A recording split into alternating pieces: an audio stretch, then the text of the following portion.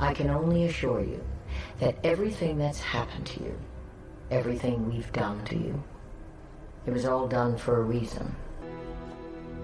It's time now to begin Phase 2. Over the past few weeks, there have been several reports of mammals, including minks, otters, foxes, and sea lions, having been infected with H5N1 avian influenza. H5N1 has spread widely in wild birds and poultry for 25 years, but the recent spillover to mammals needs to be monitored closely. For the moment, WHO assesses the risk to humans as low. Since H5N1 first emerged in 1996, we have only seen rare and non-sustained transmission of H5N1 to and between humans. But we cannot assume that will remain the case, and we must prepare for any change in the status quo. As always, people are advised not to touch or collect dead or sick wild animals, but to report them to the local authorities. WHO is working with national authorities and partners to monitor the situation closely and to study cases of H5N1 infection in humans when they occur.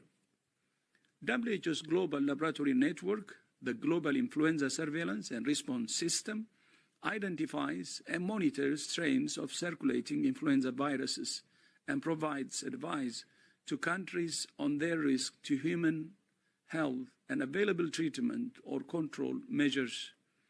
WHO recommends countries strengthen surveillance in settings where humans and farmed or wild animals interact.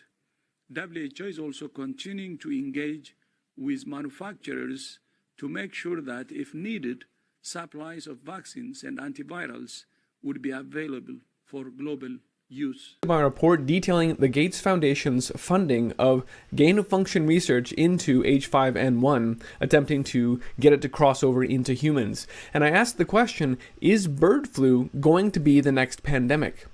What I didn't realize was that just last week, former CDC Director Robert Redfield answered my question. Yeah, I think we have to recognize, I've always said that I think the COVID pandemic was a wake-up call. I don't believe it's the great pandemic. I believe the great pandemic is still in the future, and that's going to be a bird flu pandemic for man. It's going to have significant mortality in the 10 to 50% range. It's going to be trouble, and we should get prepared for it. I do believe that the pandemic risk is a greater risk of the national security of the United States than Korea, China, Russia, Iran. And we ought to start investing proportional to that national security risk so we're prepared. Wow. So the former CDC director, who, for the record, was very much involved in and entirely aligned with Dr. Fauci on the response to COVID-19, is telling us in no uncertain terms that, yes, bird flu will be the next plandemic. In fact, it will be the real one. It will jump into humans, and he even cites the same fatality numbers that the Gates Foundation funded gain-of-function research on H5N1 bird flu was able to achieve by splicing genes from the Spanish flu 100 years ago and the seasonal influenza now to make a mutant hybrid nasty bird flu that'll kill half the world population. That's what the media has been telegraphing us is about to happen. I'm not the only one asking if bird flu will be the next plandemic. In fact, NPR has been putting out pieces posing this, sort of setting the stage with some predictive programming, and even organizations like the International Livestock Research Institute has been suggesting bird flu could be the next global plandemic. That is part of CGIAR, which itself was also funded by Bill and Melinda Gates Foundation. No, they didn't isolate the virus. That's the issue.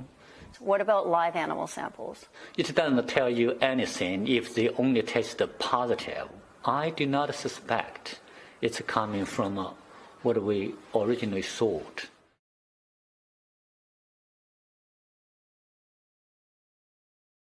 Why has the data not been shared? No, they didn't isolate the virus. Why has the data not been shared?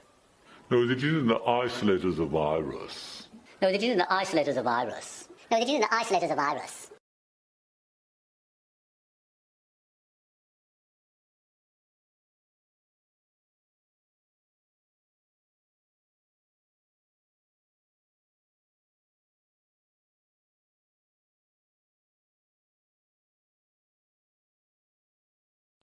No, they didn't isolate.